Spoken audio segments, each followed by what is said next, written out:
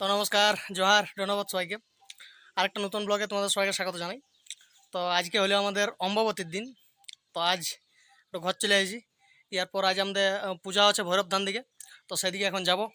চলো তোমরা সঙ্গে থাকো, কেমন করে আমাদের ভৈরব ধানে অম্বাবতীর পূজা হয় সেটা দেখাবো। তো ভোগ সজ্জিত হয়ে গেছে ভৈরব বাবার উদ্দেশ্যে। মাচিস পকেটে নিতে বলছে আমাকে। এরপর নিয়ে আর যাব। কী সব তেল দিল ঢালিয়া খাড়ি। ওটা তেল ওই মধু, ওটা মধু দেখলে তরুণ মতো পৌঁছে গেছে। আর স্বপন দাদু এই যে ঘাটি ঘাটি আছে। এই ঝুটটা আমাদের পূজা হয়। এই ঝুটটা হলো আমাদের ভৈরব ধান। ভৈরব বাবা এখানে থাকে। এই যে সবাই দিয়ে দিয়ে আসছে এখন থালগিলা লায়া চলে আসছে। এটা হলো ভৈরব মন্দিরটা পেছন দিক থেকে। সামনের দিক থেকে ঢুকবো। এ বাবা এখন কেউ নাই এই যে রে।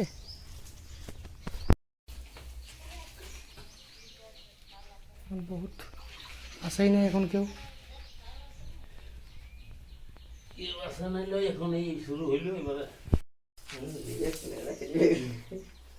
লাভ নিয়ে যাবি মানে থাকিয়ে যাবে। লাভ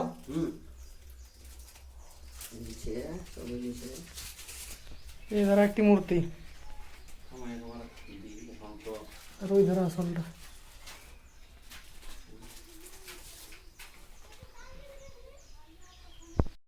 তো আমাদের এখানে প্রত্যেক বছরই চাষের আগে এই অম্বাবতীর দিনে এখানে পূজা হয়।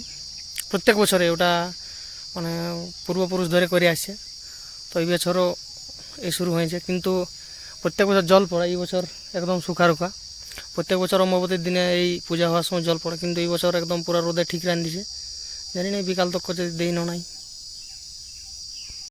তো এখানে একটা বলি প্রথারও প্রচলন আছে। এই যে এটা হলো পাঁঠা, এখানে পাঁঠা বলি হয়।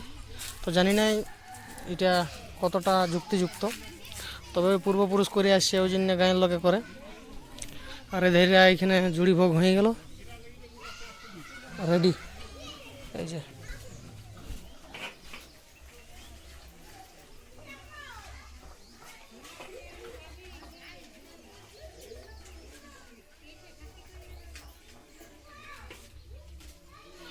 ডেক ফেক আনে নাই ভোগগুলো রাখার জন্য।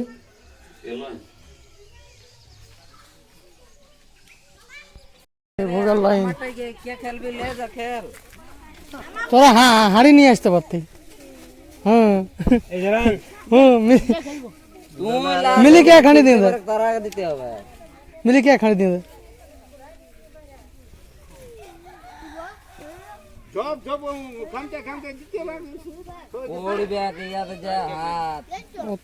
কম কম উঠা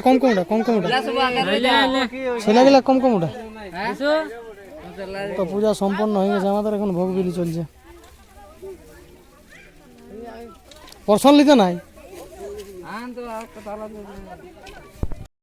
তো যাই হোক, আজকের ভিডিওটা এখানে শেষ করছি। চলো তোমাদের সঙ্গে দেখা হবে কার নতুন ভিডিও। ততক্ষণ তোমরা সবাই খুব ভালো থাকো, সুস্থ থাকো এবং আনন্দ থাকো। আর আমার ভিডিওগুলাকে দেখতে থাকো। আমার ভিডিওগুলাকে একটু লাইক, কমেন্ট এবং শেয়ার করে দিও। আর আমার চ্যানেলটাকেও একটু সাবস্ক্রাইব করে দিও। চলো, গুড নাইট সবাইকে।